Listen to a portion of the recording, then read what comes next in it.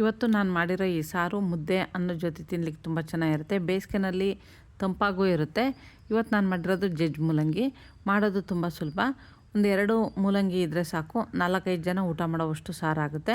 ನಾನಿಲ್ಲಿ ಸುಮಾರು ಒಂದು 1/4 kg ಮೂಲಂಗಿನ ತೊಳೆದು ಮೇಲ್ಗಡೆ ಸ್ವಲ್ಪ ಲೈಟಾಗಿ ಎರ್ದಿದ್ದೀನಿ. ಅದನ್ನು ಸಣ್ಣ ಪೀಸ್ ಮಾಡ್ಕೊಂಡು ಒಳಕಲ್ಲಲ್ಲಿ ಈ ಥರ ಕುಟ್ಕೋತಾ ಇದ್ದೀನಿ. ಇದು ನಾನು ಸಣ್ಣದೊಂದು ಜಜ್ಜಕಲ್ಲಿ ತೊಗೊಂಡಿದ್ದೀನಿ. ಒಳಕಲ್ಲಿರೋರು ಒಳಕಲ್ಲಲ್ಲಿ ಕುಟ್ಕೋಬೋದು. ಅದಕ್ಕೆ ಕುಟ್ಟಿದರೆ ಸಾಕು.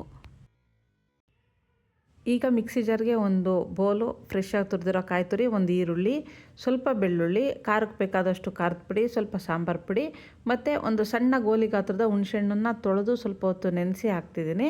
ಸ್ವಲ್ಪ ಬೆಲ್ಲ, ರುಚಿಗೆ ಬೇಕಾದಷ್ಟು ಉಪ್ಪು, ಸ್ವಲ್ಪ ಜೀರಿಗೆ ಹಾಕಿ ಸ್ವಲ್ಪ ನೀರು ಹಾಕ್ಕೊಂಡು ನುಣ್ಣಗೆ ರುಬ್ಕೋತಾ ಇದ್ದೀನಿ.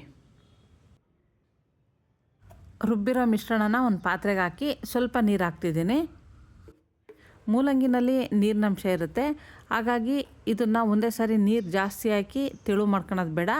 ಆಮೇಲೆ ನೋಡಿಕೊಂಡು ಅದಕ್ಕೆ ಇನ್ನೊಂದು ಸ್ವಲ್ಪ ನೀರು ಬೇಕು ಅಂದರೆ ಹಾಕ್ಕೋಬೋದು. ಒಂದು ಅರ್ಧ ಬಟ್ಲಷ್ಟು ಸಣ್ಣದಾಗಿ ಈರುಳ್ಳಿನ ಕಟ್ ಮಾಡಿ ಹಾಕ್ತಿದ್ದೀನಿ.